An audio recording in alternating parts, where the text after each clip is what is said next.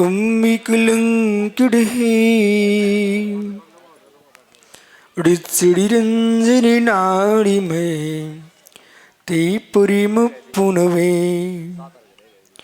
चिदानंदी कृपाय जिनाय पुरिमात्मने परिमात् प्रकाशाय नित्यं सिद्धात्मने नमः।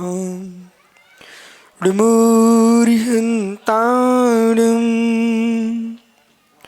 ऋमो सिद्धाणं नमो आर्याणं ऋमो छायाणं ऋमो लोय सोविसाभूडम्। पंच परमेष्ठी भगवानी की परम पूज्य आचार्य भगवान योगेंद्र स्वामी की परम पूज्य आचार्य भगवान ब्रह्मदेव सूर्य की परम पूज्य आचार्य विराग सागर मुनि महाराज की अहिंसामय विश्व धर्म की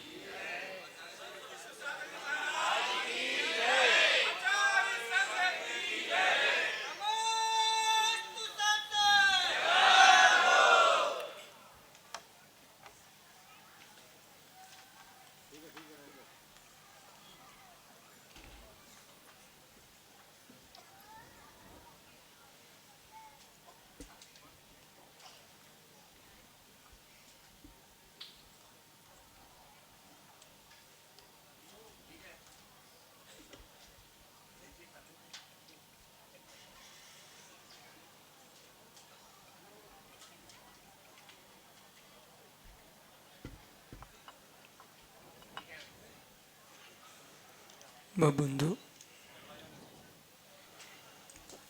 आचार्य प्रवर भगवत योगेंद्र स्वामी ग्रंथराज परमात्म प्रकाश जी में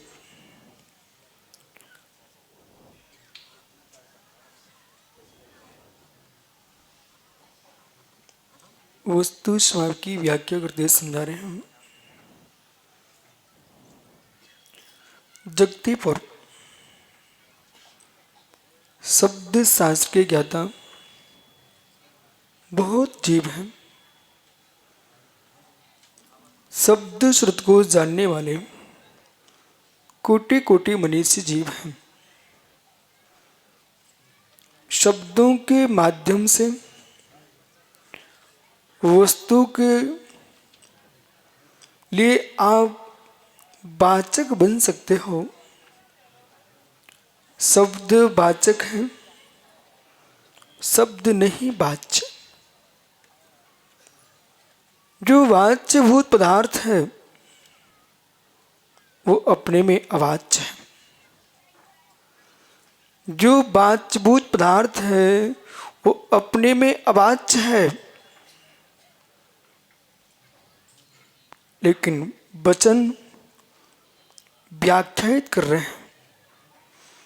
वाचक है वो वाच्य नहीं है, वाच्य है वो वाचक नहीं है।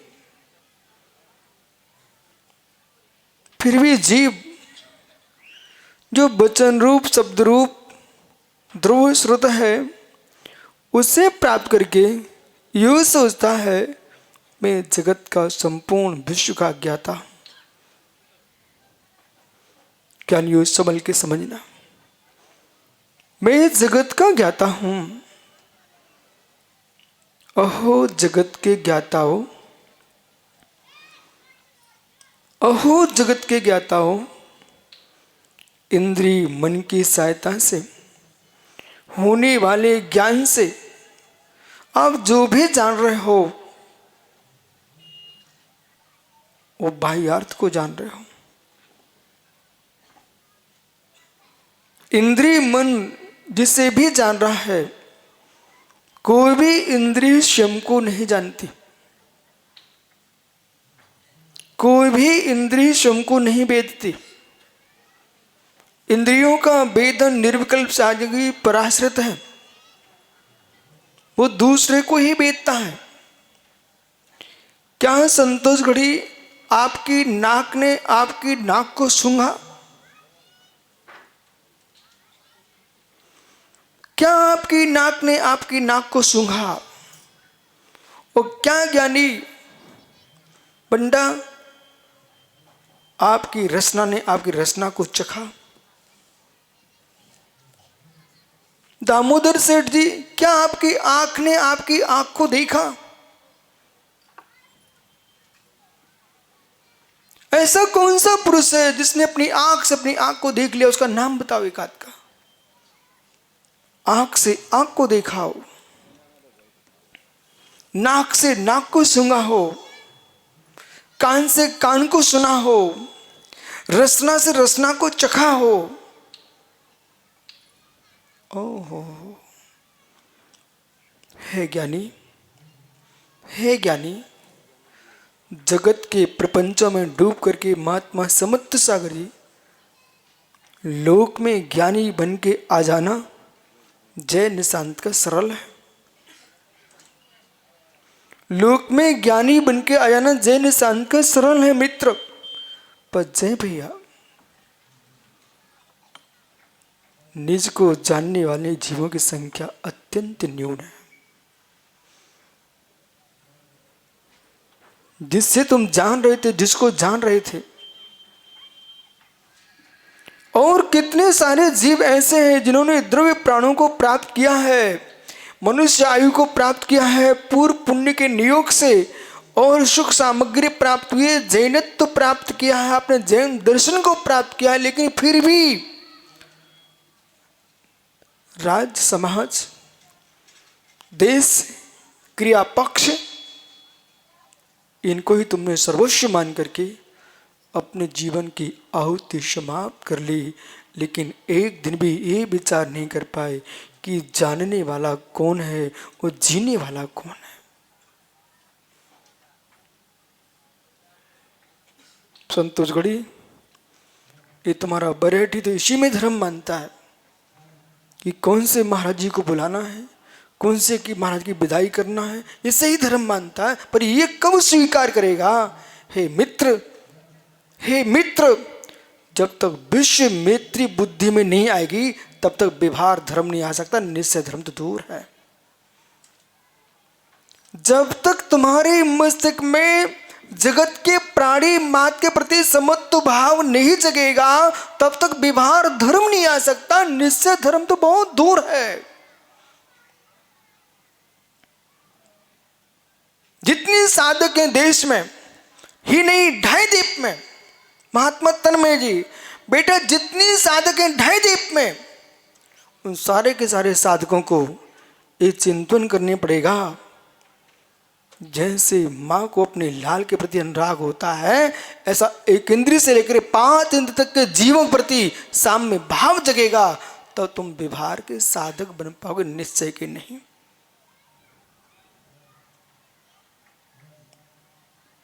आपने ये स्वीकार कर लिया मुझे तो गिरार गृह के आदिनाथ ही अच्छे लगते हैं। है मित्र, गिरार गृह के आदिनाथ भगवान भी अच्छे लगते हैं, तो क्या बराठा के जिनालय में विराजे भगवान अच्छे नहीं है? क्या मदनपुर के भगवान अच्छे नहीं है? क्या देवगढ़ के भगवान अच्छे नहीं है? आरजी के शांतिनाथ अच्छे नहीं? क्या पपोर जी के चंद्र प्रभु आदिनाथ अच्छे नहीं है?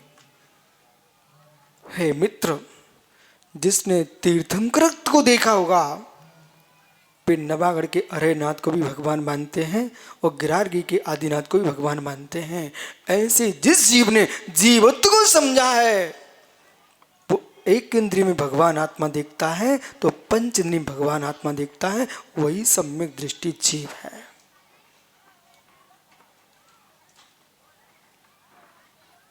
वेदों को जानता हुआ, वेदों को समझता हुआ भी अभेद जानता है, वही ज्ञानी जीव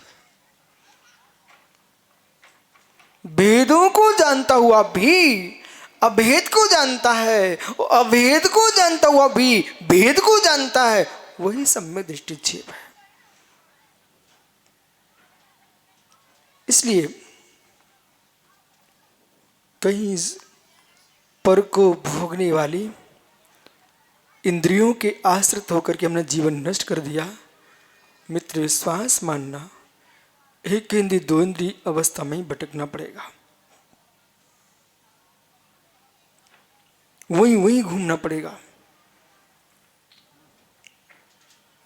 यदि हार्दिक देखता कि मेरे कपड़े बहुत अच्छे मुझे लगते हैं, मित्र विश्वास मान, इन वस्त्रों में तीव्र राग रख के तुम जीते रहे और मात ये देखते रहे सबसे स्वच्छ ब्रह्मचारी मैं ही हूं, बेटा कपास के खेत में रुई के अंदर तुम्हें कीड़ा बनना पड़ेगा। और जिसको मलिन अवस्था ही पसंद आती है, उसको ज्ञानी मल के अंदर कीड़ा बनना पड़ेगा।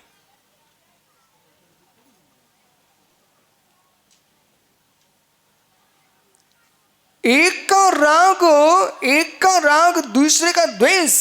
ऐसा मत मान बैठना कि हमको जिसमें राग है वो हमारा धर्म है, वो दूसरे जिसमें राग है उसका नाम अधर्म है। यानी किसी को टमाटर पसंद है, किसी को अमरूद पसंद है, हम आपके टमाटर अमरूद का भेद नहीं करेंगे, हम आपके राग को देखेंगे। हो सकता है दिल्ली वालों को अमरूद पसंद हो और गिरार वालों को जो है टमाटर पसंद हो, तो एक दूसरे को बोल सकते हैं तुम टमाटर खाने वाले हो, बोले तुम अमरूद खाने वाले हो। मेरे जैसा तटस्थ पुरुष कहेगा चाहे तुम अमरूद खाते हो चाहे टमाटर खाते हो, लेकिन यह कसाय परिणाम देखे जाएंगे, कसाय अंश कैसे चल रहे हैं, तुम दोनों ही संसार में भटकने वाले हो।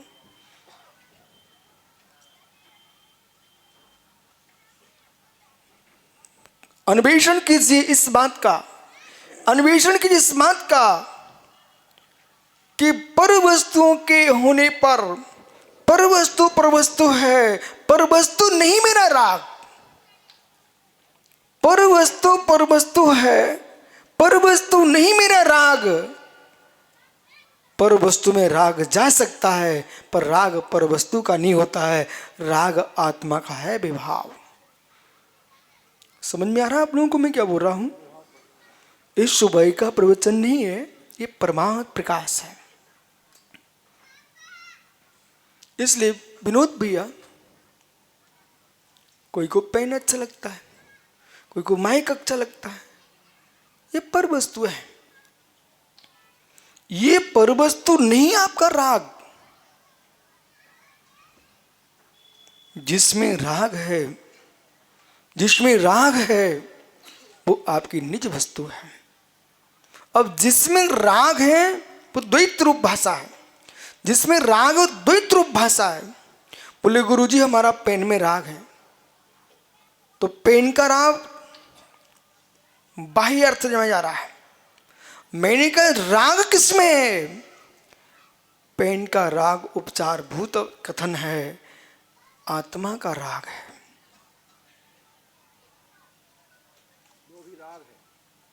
आत्मा का राग है। राग दशा पेन में नहीं है, राग दशा आपकी आत्मा के अंदर है। आत्मा उस राग को, आत्मा अपने राग की पुष्टि पेन से कर रही है, इसलिए आप कहते हैं पेन में मेरा राग है।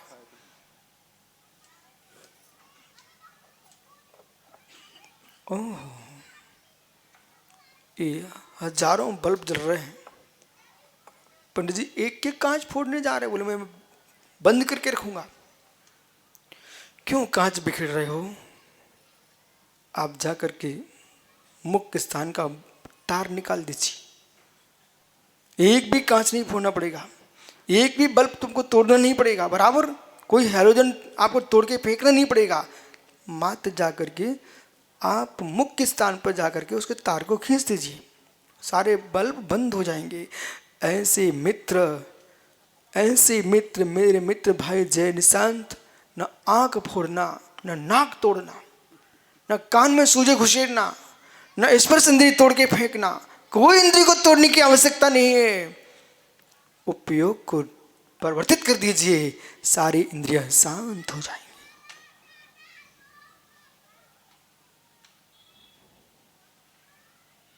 सारी इंद्रियां शांत हो जाएंगी। क्यों किसी को तोड़ना चाहते हो? क्यों किसी को मोड़ना चाहते हो? कोई पुरुष चाहता मैं साधु बन जाऊं, पर मेरी पत्नी मुझे बहुत राग करती है, उसकी मृत्यु हो या फिर साधु बन जाऊंगा। अरे पागल, 5 इंद्रिय की मृत्यु के बारे में सोच करके तू साधु क्या बनेगा जब हत्या का विचार कर रहा है? अरे मित्र, पत्नी की मृत्यु के विचार मत कर, अपने राग की मृत्यु करा दे तो पत्नी जो है सो है।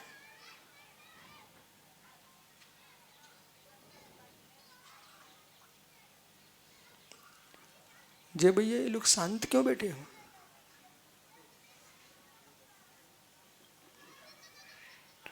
अनेक नगरों से आए लोग, दिल्ली वाले वे भी शांत बैठे हैं। भैया तुम्हें क्या हो गया? निर्णय करना पड़ेगा, निर्णय करना पड़ेगा। विश्व के संपूर्ण धर्मात्माओं को जिस धर्म पर तुम जी रहे हो उससे ऊपर उठना पड़ेगा, उससे ऊपर उठना पड़ेगा। अन्यथा मालूम चला निसंग सागर जी जहां से चले थे, घूम के तो दुनिया में आ चुके हो, पर मिले वहीं जहां से चले थे, मिले वहीं जहां से चले थे। क्षेत्र लंबा हो चुका था पर राग बिल्कुल भी नहीं मिटा था। बदलता रहा, बदलता रहा। जिसे तुम धर्म माने थे यानी समत्व सागर जी, वो धर्म वहां था ही नहीं। जिस धर्म के लिए जीव ने वो निर्वस्त्र अवस्था प्राप्त की है, जिस धर्म के लिए जीव ने घर का त्याग किया है, जिस धर्म के लिए जीव ने शादी का परित्याग किया है, माँ का त्याग किया, पिता का त्याग किया है, भाई बंधु का त्याग किया है, वो धर्म का अन्वेषण करना चाहिए था। ये तो 5 इंद्रिय का विषय मात्र बचा है।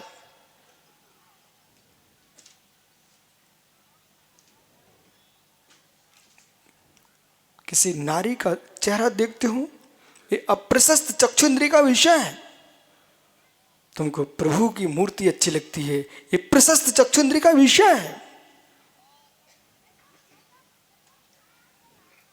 तुम विषय को बदल के आए हो, धर्म के पास नहीं पहुंचे। विषय को बदल के आए हो। धीरज बेटा देख, विषय को बदल के आए हो।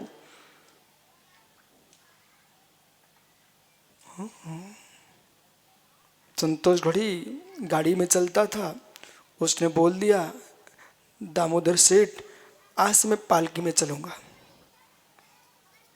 तो पालकी में चलेंगे आप? जय निशांत ने तिलक लगाना शुरू कर दिया। बोले क्यों? अरे भाई वो पालकी में चलते हैं, थोड़ा मेरे जैसे आदमी से मिल लेते। क्या पालकी वाहन नहीं है?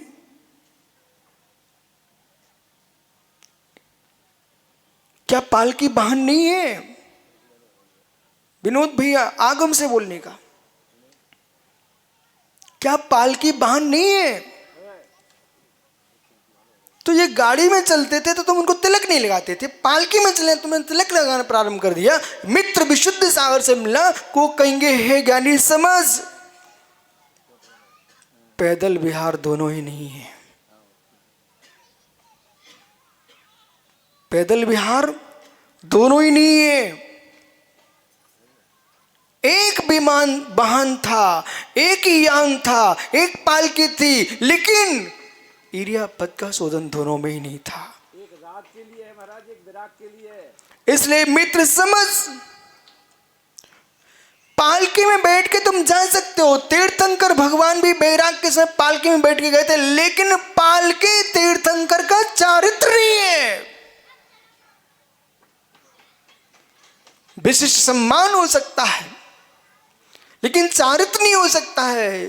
चारित्र जब प्राप्त किया था तो मित्र पालकी से भी उतर करके जब पग विहार किए थे तब वे दिगंबर मुनिराज बने थे।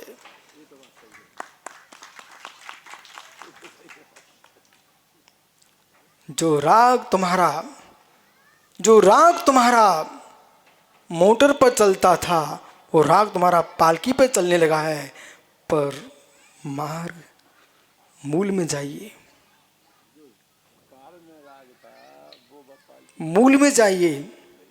आपके राग में जिनागम के टुकड़े नहीं किए जा सकते। आपके राग में जिनवाणी का विपरीत व्याख्या नहीं हो सकता है। इसलिए यहां कोई वकील बैठा क्या? सेठ जी, दामोदर सेठ, वकील साहब। हे मित्र, जैसे वकील बन के तुम समाज में बैठे हो, जज बनोगे ना तो ऐसे समाज में बैठोगे क्या? पूछो पूछो, जल्दी पूछो, समय नहीं मेरे पास। यदि आपको न्यायाधीश बना दिया जाए तो ऐसे समाज में आके बैठते रहोगे क्या?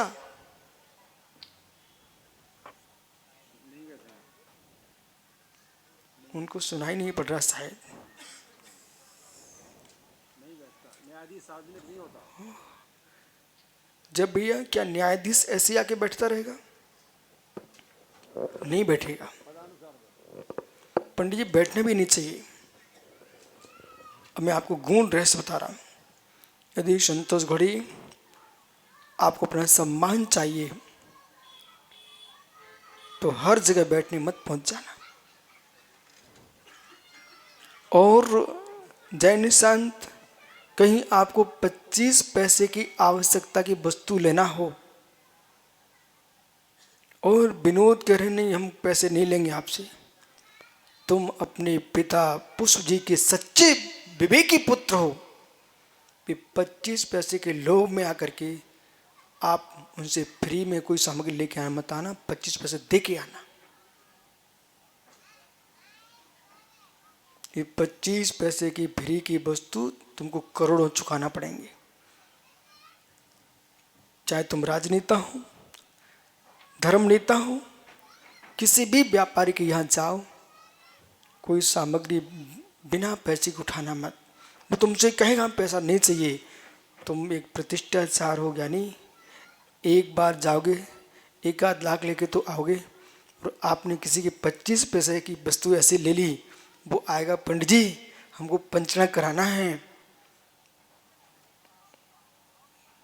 अब निभाओ व्यवहार, तुम्हारा 1 लाख का लिफाफा नहीं मिलेगा।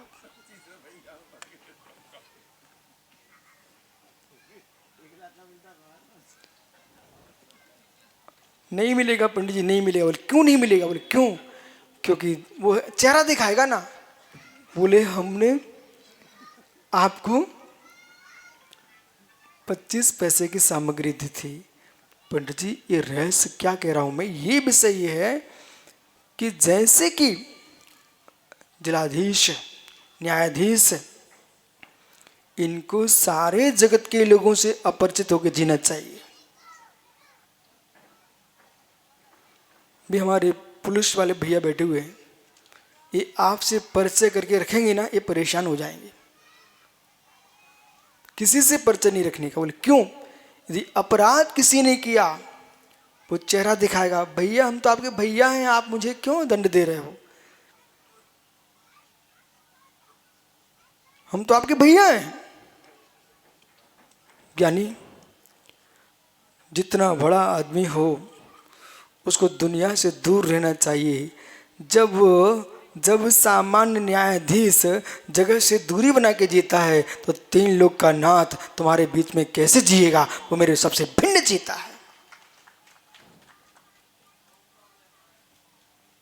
जितने जीव अपने पद से च्युत हुए, भ्रष्ट हुए, वे ही च्युत होते, वे ही भ्रष्ट होते हैं जो बहुत ज्यादा जन संपर्क में जीते हैं।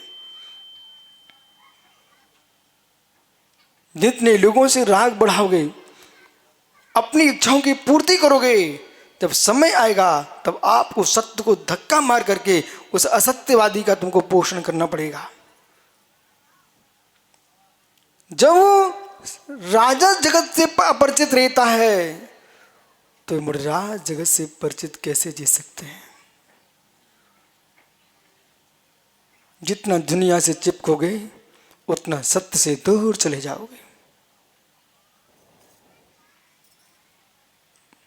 महात्मा सारस्वत जी, जितना जगत से चिपकोगे बेटा दुनिया में, सत्य से दूर चले जाओगे। परिचय नहीं है निर्गुण सागर जी, आप आनंद के साथ जियोगे। वो परिचय बढ़ गया तो बगल में बैठे विनोद सागर तुमको बात करना पड़ेगी। नहीं, वो कहेंगे वो बच्चे को अहंकार आ गया है।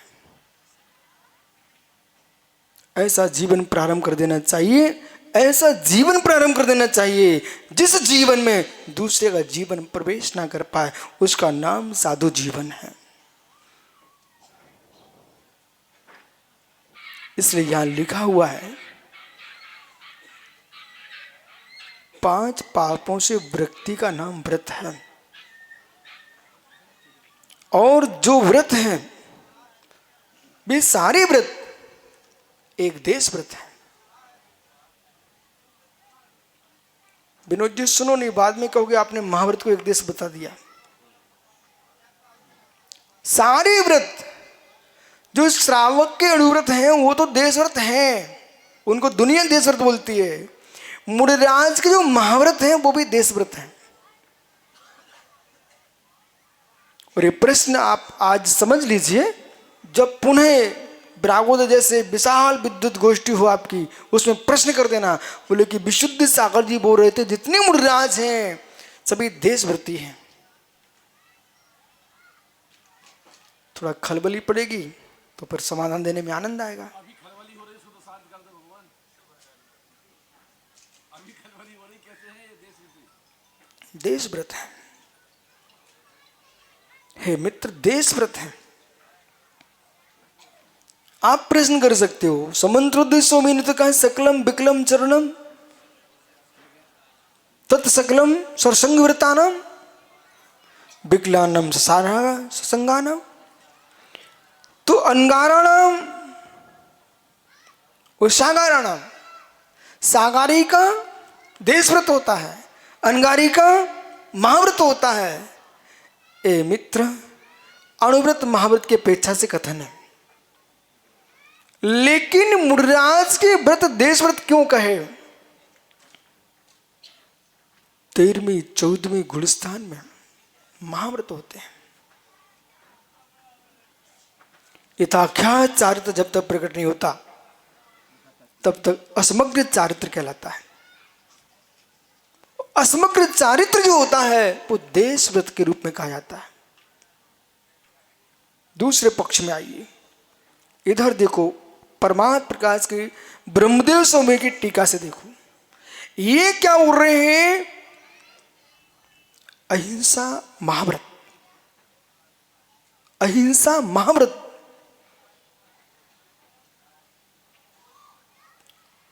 अस्वादो विड़वित्ति, अस्वादो विड़वित्ति, अशुभ से निवृत्ति हुई है, शुभ में तो प्रवृत्ति हुई है। इतने मुनिराज हैं इनका रात्रि भुक्ति त्याग अणुव्रत है। आप लोग मालूम जय भैया, ये कुछ बातें गुण हैं, इनको भी सुना करो। चरणानुयोग की जितने मुनिराज हैं ये अणुव्रत भी हैं। मुनि से लेकर आचार्य उपाध्याय साधु सभी अणुव्रती भी हैं। तीर्थंकर भगवान तक अणुव्रती होते हैं। कुछ बोलते क्यों नहीं हो? जो तीर्थंकर महामुनि हैं वो भी अणुव्रती होते हैं। कुछ तो कहो परमेश्वर है, तीर्थंकर भगवान भी अणुव्रती होते हैं।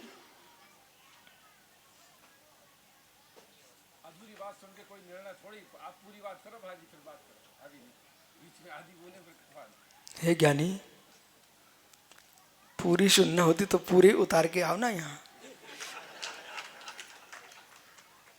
पंडित जी, महाव्रत वो होता है जिसको नव कोटि से त्याग होता है। दिन में भी त्याग होता है और रात्रि में भी त्याग होता है, वो महाव्रत होता है। जिसका दिन में भी त्याग होता है और जिसमें रात्रि में भी त्याग, उसका नाम महाव्रत होता है। लेकिन मुनिराज दिन में आहार करते हैं, रात्रि में आहार नहीं करते। तो ऐसे क्या मुनिराज दिन में हिंसा के त्यागी हो और रात्रि में हिंसा कर सकते क्या? नहीं कर सकते ना। इसलिए अहिंसा महाव्रत है, परंतु बिना आहार के जी नहीं सकते हैं, इसलिए दिन में आहार करते हैं, रात्रि में आहार नहीं करते, एक दिन आहार का त्याग है, इसलिए अनुव्रत होता है। ऐसा भगवान गौतम स्वामी ने प्रतिगुण सूत्र में लिखा हुआ है। जो प्रतिगुण होता है 5 महाव्रतों का होता ही है, उसमें 6वां अनुव्रत का भी होता है। तो तीर्थंकर भगवान भी आहारचर्या को निकले, बराबर, इसलिए उन्होंने भी 6वें अनुव्रत का पालन किया है।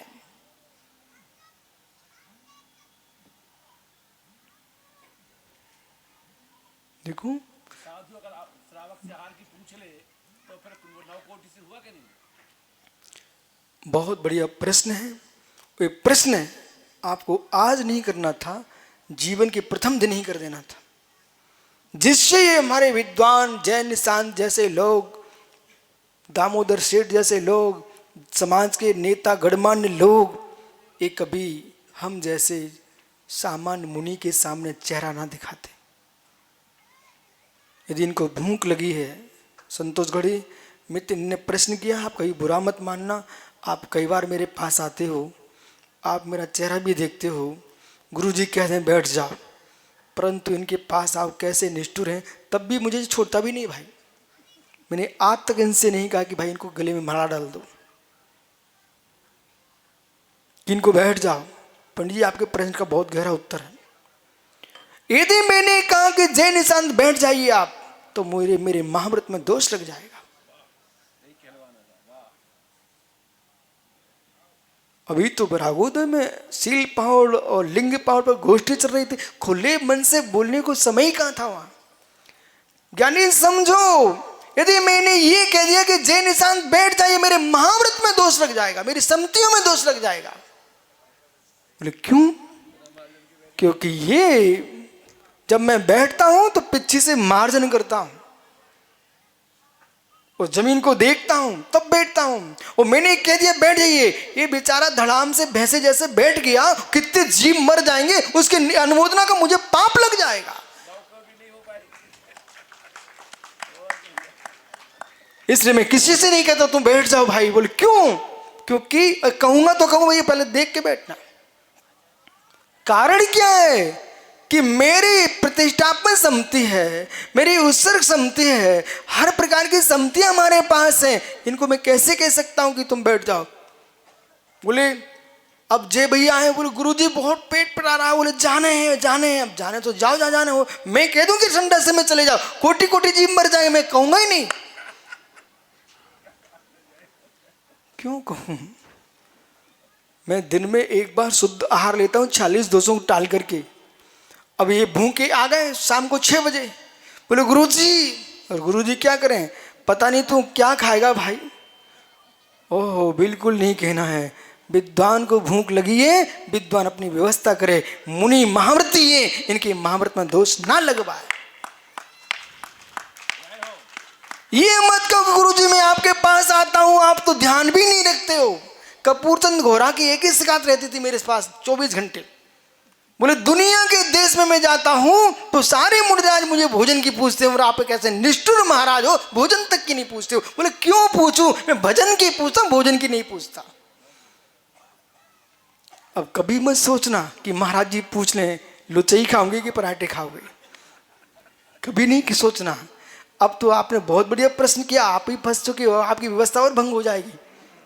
सच्चे मुनिराज होंगे ना तो कभी नहीं पूछेंगे भैया भोजन करे आप।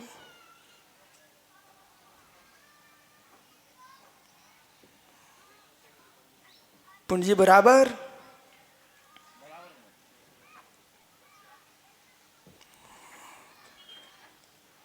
ओह, इनका प्रश्न मैं ही किए देता हूं। बोले महाराज जी वात्सल्य कहां चला जाएगा? हे मित्र, श्रावक का वात्सल्य और साधु के वात्सल्य में भेद है। अभी भगवान का पंचरक हो जाएगा, श्री जी को तुम रथ में विराजमान करके परिक्रमा लगाओगे, तो हो सकता कि यहाँ के श्रावक के गुरु जी आप भी एक रथ में विराजमान हो जाओ। भगवान से बड़े हो क्या? जिन्हें प्रतिमा का व्यवस्था अलग है और दिगंबर मुनि की व्यवस्था अलग है। भगवान का मस्तक अभिषेक होता है, मुनि का चरण अभिषेक होता है, मात्र चरण पाद प्रक्षालन होता है। जिन्हें परित्रमा के अंदर मित्र त्रस स्थावर हिंसा का कोई विकल्प नहीं है, लेकिन दिगंबर मुनि त्रस स्थावर हिंसा का त्यागी होता है, स्नान नाम का मूर्गुण होता है। इसलिए स्वप्न भी तीर्थंकर अरहंत देव की व्यवस्था और जैन मुनियों की व्यवस्था को एक रूप में नहीं देखना। वे स्नातक मुनि हैं, इन सागर अनगारी मुनि हैं। इसलिए इस अनगारी और मेरे मित्र पुलाक बकुश कुशील निर्गंथ इनमें भेद करना पड़ेगा। सामान्य भेद के पास विशेष भेद करना चाहिए, विशेष भेद के पास सामान्य भेद भी करना चाहिए। ये सारी व्यवस्था होगी पंडित, तब तत्व समझ में आएगा। इसलिए प्रागभाव, प्रध्वंसा भाव, अन्योन अत्यंता भाव, चार अभावों पर प्रत्येक साधक को विचार करना चाहिए।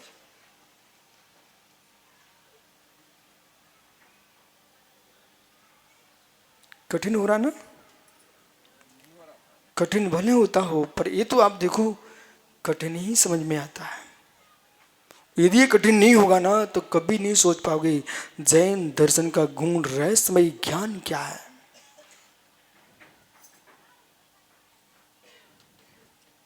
और बहुत अच्छा है, ये पंचरंग जैसे महान महोत्सव होते ही रहना चाहिए। कम से कम सामान्य प्रवचन में नेता तो बैठते नहीं है, जब विशेष सीट आती तभी ये लोग आते हैं। तो कम से कम विशेष कार्यक्रम में भी ये विशेष कथन मिल गया, वो कान में चला गया तो एक शब्द इनके काम कर देगा।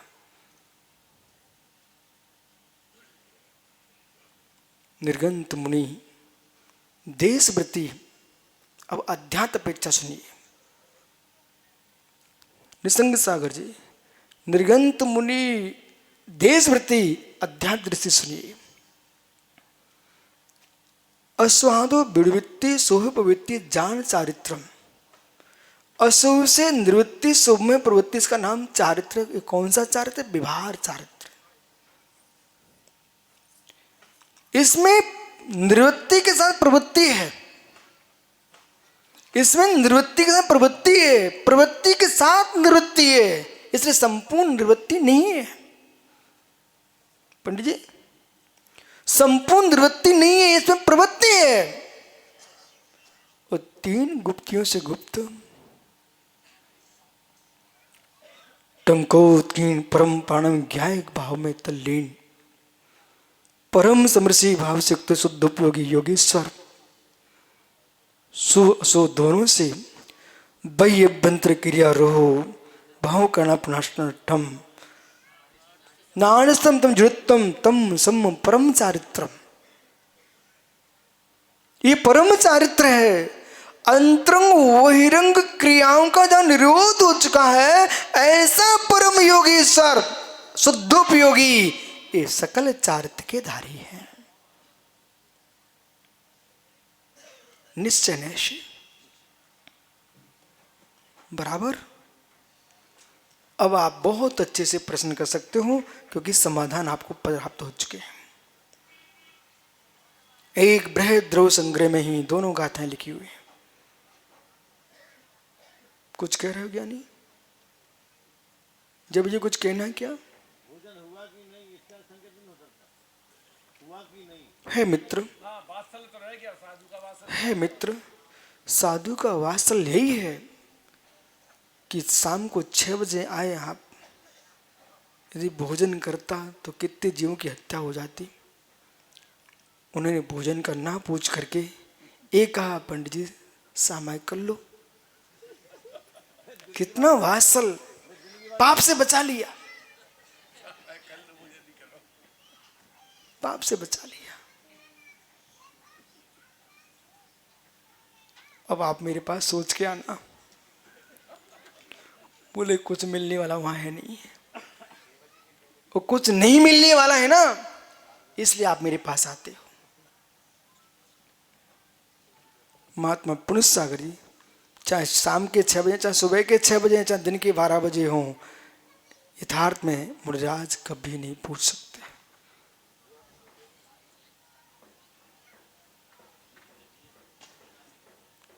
नहीं पूछ सकते। अब ध्यान दो, अब वो जो आचार्य परमेष्ठी जिनके आश्रित इतने त्यागी वृत्ति हैं, वे आचारत्व का निर्वाह के लिए मात व्यवहार से पूछेंगे तुरंत भूल जाने का। विस्मृति द्रुतम, विस्मृति द्रुतम। लेकिन धीरज बेटा, गल तंडुक नाम का रोग नहीं करना, गल कंडुक नाम का रोग नहीं कर लेना। भूख लगे तो ये मत सोचना कि शाम को मिलेगा तब खा लूंगा, जब मिले आपको आहार कर लेना, अन्यथा गल कंडुक नाम का रोग हो जाता है। समझाऊं कि समझ गए? समझ गए? गल कंडुक रोग जानते हैं आप? तो आप कह रहे समझ गए? नहीं, ऐसा भी नहीं समय पर। बेटा गल कंडुक रोग ये है, ये आलोक गया अपनी ससुराल। अब ससुराल गया तो कई गांव ऐसे हैं कि जहाँ के लोग उल्टा पूछते हैं, बोले खा पी के तो आए होंगे, भगवान बचाए उन लोगों से। बेचारा भूखा भी होगा तो भी कहेगा हो। अब आलोक की सांस ऐसे फंस गई। अब लाला जी गए कुंवर साहब, बोले बेटा भूख हो तो खा ले। अब इनने व्यवहार में ऐसे ही बुंदेलखंडी में कही नहीं अम्मा नहीं अम्मा, अब हम तो करके आए हैं, कोई बात नहीं है। अब वो उसने उल्टे ही पूछा ना, बोले बेटा भूख लगी हो तो खा लो। अब बेचारा सोचता ससुराल में कैसे कहूँ कि भूख लगी है, तो इनने उसे के चक्कर में भोजन नहीं किया। इसके बाद पंडित जी हुआ क्या, बेचारा भूखा ही था, बड़ा कार्यक्रम चल रहा था। अब रात्रि के 10 बज गए, पूरा घर सोने लग गया। नीचे देखता चारपाई के नीचे चावल का बर्तन रखा हुआ था, भात बना। सोचता कि अब क्या करूं, अब सुबह तो अपन ने ऐसे ऐसे कह दी। उसने नीचे देखा यहाँ तो भात रखा है, वो उठा करके दोनों हाथ ऐसे भरे वो मुख में रख लिया। इसी बीच में परमेश्वरी सास पधार गई। तुरंत पहुंच के बैठा रहा। अब मुख चलाए तो पकड़ा जाएगा, मुख चलाए तो पकड़ा जाएगा। ऐसा प्राणी बेचारा गाल फुलाए बैठा। अब वो क्या सोच रही है, इतना खिसक जाए तो अंदर ले जाऊं। उसने क्या किया, वो भैया रोने लगी। हमारे दामाद साहब को पता नहीं गालों में क्या हो गया, शाम को तो अच्छे आए थे, ये पता नहीं क्या हो गया, अब ना हिले ही ना वहां से। वो चिल्लाना शुरू किया। अड़ोसी पड़ोसी जुड़ गए, बोले भैया देखो का भाव, भैया देखो का भाव। धन्नो डॉक्टरों को बुला लिया। ये डॉक्टर बड़े चतुर थे, बहुत ही चतुर थे। उन्होंने आगे पीछे देखा कि नीचे थाल रखा चावल का भरा, तब भी डॉक्टर ने नहीं कहा कुछ। बोले भाई ऐसा है, ऐसे देखा, बोले भाई ऐसा है, इसके तो गल तंडुल नाम का रोग हो गया है। तंडुल चावल, बोले गल तंडुल, गाल में तंडुल नाम का रोग हो गया है। बोले क्या होगा फिर? कुछ नहीं, यहाँ पर शल्य क्रिया करना पड़ेगी, छेद करना पड़ेगा, एक एक चावल निकालना पड़ेगा। बालक खासा सुंदर आदमी बेचारा मुंह फुलाए बैठा और उसके छेद कर दिया डॉक्टर ने, एक एक चावल निकाला। और मित्र तब रोग ठीक हुआ। इससे अच्छा ये था शाम को ही भोजन कर लेता तो दल टंडुल गाल में छेद क्यों करवाना पड़ता।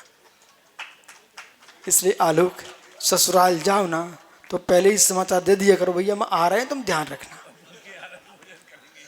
नहीं, विचित्र लोगों के लिए फिर विचित्र उत्तर देना पड़ता है।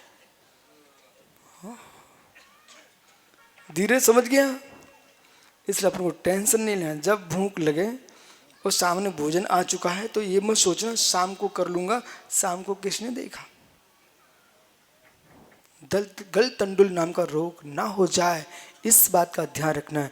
इसलिए भगवान योगेंद्र स्वामी ने कहा है, मित्र अंतरंग बहिरंग क्रियाओं से शून्य है, वही महावृत्ति निश्चय नय का महावृत्ति है, निश्चय नय का महावृत्ति है। प्रसिद्ध अहिंसा व्रतम एक देश ने व्यवहार नीति, प्रसिद्ध अहिंसा जो व्रत हैं व्यवहारने से जो हैं वे एक देश हैं। प्रमाण सुनना भाई, कथम एक देश व्रतम इति चेत। पंडित जी आप कहिए कहां से बोल रहे हैं, आप जो लिखा उसे सुनो। ये एक देश व्रत कैसे? तथा ही जीव घाते निवृत्ति, जीव दया से प्रवृत्ति, जीव घात से निवृत्ति है और जीव दया में प्रवृत्ति है। इसलिए असत्य विषय निवृत्ति, असत्य के विषय से निवृत्ति है, सत्य वचन विषय प्रवृत्ति, सत्य में प्रवृत्ति है। और अदत्त दान विषय निवृत्ति, अदत्त ग्रहण से निवृत्ति है, दत्ता दान विषय प्रवृत्ति और दिए हुए में प्रवृत्ति है।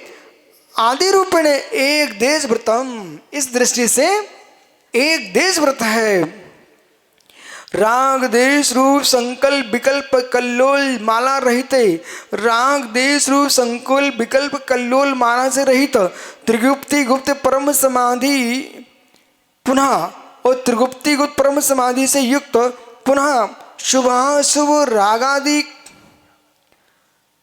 त्याग पर पूर्णे, शुभाशुभ रागादि का त्याग जहाँ परिपूर्ण रूप से होता है व्रतम भवति, तब वहाँ पूर्ण व्रत होता है। आपका समय का बहुत सुंदर प्रश्न है, इस प्रश्न को सुनकर आप सब जाओ, यदि समझ में आ जाए तो फिर दीक्षा भी ले सकते हैं आप लोग। हाँ पंडित समझ में आए तो, कारण प्रथम आपने हीटर पे कभी रोटी बनती तो देखी होगी, बनाई है ना हीटर पर। यानी इकड़े इधर देख मित्र, हीटर की रोटी ऊपर रखती फूल जाती तुरंत, परंतु इधर फूलती रोटी देख के तुमने उठा के रख ली ना तो पेट फूलेगा। आप प्रथम बार हीटर की फूली रोटी पंडित जी खा ली ना तो पेट फूलेगा, उसको पिचकाना पड़ता है, और 2-3 बार पिचका के फिर फूलती है ना, फिर खा सकते हो। ऐसी तुमने प्रवचन सुना, हीटर की रोटी की भांति तुम फूल गए बैराग में, और बाद में हवा निकल गई तो। इसलिए जैसे हीटर की रोटी को पिचका पिचका के फुलाते हैं ना हार्दिक, ऐसे ज्ञानी जब वैराग्य को एक बार पिचका दो फिर देखो अब कैसा है। नहीं तो पहले दिन लगता कि आज ही बस गुरुजी आज ही दीक्षा दे दो, लेकिन आज नहीं, अभी हवा भर गई है, अंदर से सिकने दो रोटी को, ऐसी रोटी को सिकने दो तन्मय। बहुत सुंदर प्रश्न है और ये प्रश्न सभी को सुनना चाहिए उत्तर के साथ। कश्चित आहा व्रतेन किम प्रयोजनम अहो मुमुक्षु, निस्याभासी एकांती लोग यही प्रश्न कर देते हैं, और लगता है कि ब्रह्मदेव सूर्य के सामने ऐसे लोग थे। व्रतेन किम प्रयोजनम आत्म भावना मोक्ष भविष्यति, आत्म भावना करने से तन में मोक्ष होता है, ठीक है ना। तो व्रती बनने की क्या आवश्यकता है, बराबर। आत्म भावना से मोक्ष मिल जाता है। और दृष्टांत देखो पंडित जी क्या देते हैं, भरतेश्वरेण किम व्रतम कृतम, क्या भरतेश्वर ने व्रतों को धारण किया। घटका दो ने मोक्षोम गता, भरत चक्रवर्ती तो 2 घड़ी के अंदर मोक्ष को प्राप्त कर लिए, इसलिए व्रतों की क्या आवश्यकता। अत परिहारम आहा, इसका परिहार करते हैं, उत्तर देते हैं। भरतेश्वरोपि पूर्वम जिन दीक्षाम प्रस्तावे, सुनिए ध्यान से, भरतेश्वर ने भी पूर्व अवस्था में दीक्षा को प्रस्ताव किया, फिर लोचांतरम केश लुंचन किया, सुन रहे ना, केश लुंचन किया भरतेश्वर ने, वस्त्र का त्याग किया। अब बोले कपड़े उतारते उतारते केवल ज्ञान हो गया, फिर आधे कपड़े उतर पाए, पूरे तो उतर ही नहीं पाए होंगे, वो केवल ही बन गए। यानी समझा करो, समझा करो। कहाँ है सौधर्मेंद्र के कुबेर? सौधर्मेंद्र मित्र खड़े हो ना। जब पंडित जी ने आपको बुलाया, बोले जल्दी आना, तुम्हारे फोटो खींचना है, तो पंडित जी से मालूम क्या बोले? पंडित जी उन्ना पहनते पहनते हम चले आए, कपड़ा पहनते पहनते चले आए। और ज्यादा तो बोले रोटी खाते खाते आ गया मैं।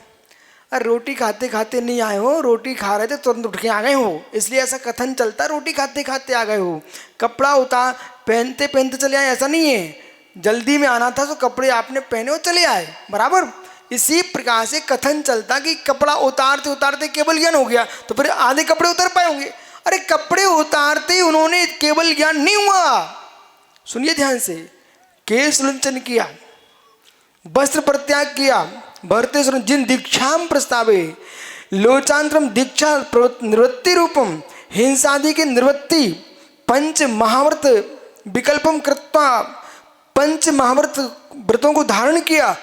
अंतर्मूर्त गते सती, अंतर्मूत जाते ही दृष्ट सत अनुभूत देखे हुए सुने हुए अनुभव किए।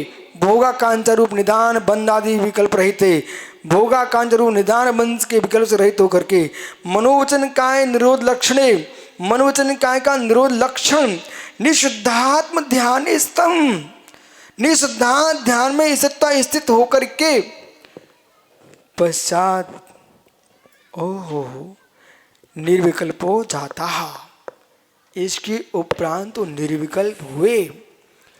परम किंतु तस्य स्तोक कालम, सुनिए भैया, स्तोक कालम, स्तोक शब्द है संस्कृत का, इसका अर्थ होता थोड़ा, अल्प, तनक, नेक्सो तनक। तो स्तोक कालीन अल्प काल में ही क्या किए प्रभु ने?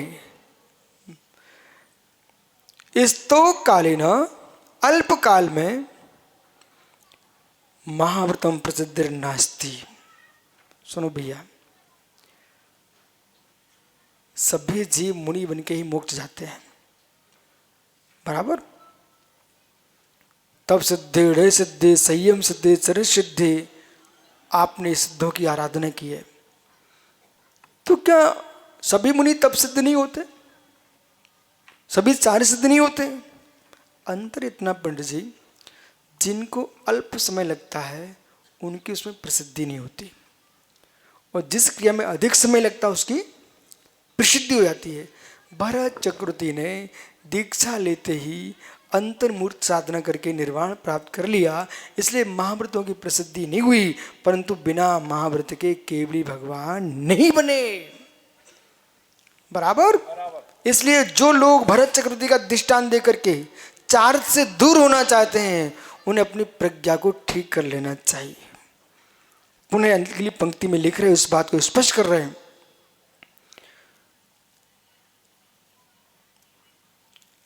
अथ इदम